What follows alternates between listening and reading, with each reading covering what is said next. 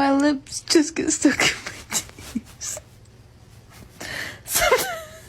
Went What's your into problem? creating the private Kevin Kennedy Memorial your problem? Garden in St. Vincent's.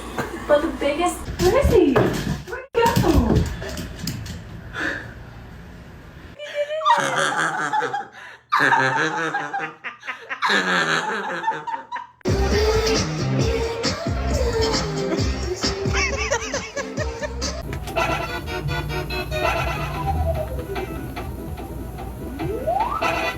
Makes the big palm tree.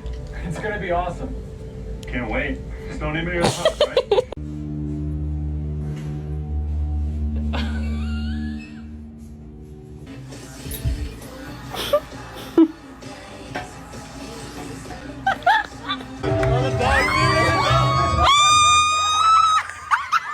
The hair we collected from you over 9 months is what made us this part of this baby.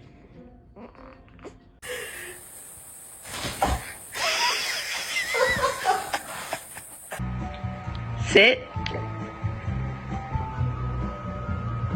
Peekaboo is most